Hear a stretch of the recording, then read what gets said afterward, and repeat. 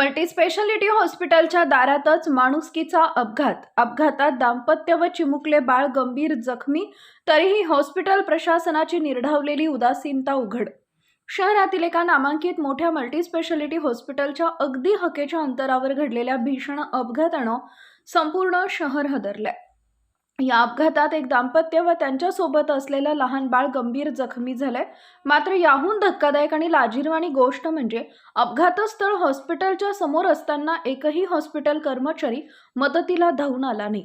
रुग्णसेवेची मोठमोठी जाहिरात करणारे या हॉस्पिटलमधील डॉक्टर, नर्सेस, सुरक्षा रक्षक किंवा प्रशासनातील एकही व्यक्ती प्राथमिक उपचार देण्यासाठी पुढे आली नाही. जखमी रक्तबंबाळ अवस्थेत रस्त्यावर पडलेले असताना हॉस्पिटलची दारं बंदच राहिली. रुग्णसेवा ही व्यवसाय नसून सामाजिक जबाबदारी आहे, हा मूलभूत विचार पायदळी उडवला असल्याचं स्पष्ट झालंय.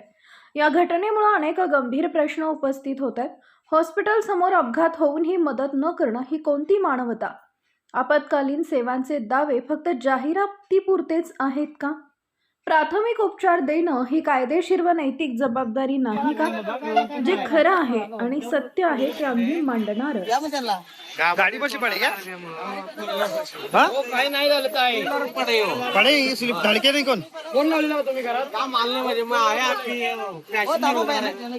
माहित नाही दादा अचानक आवाज घेऊन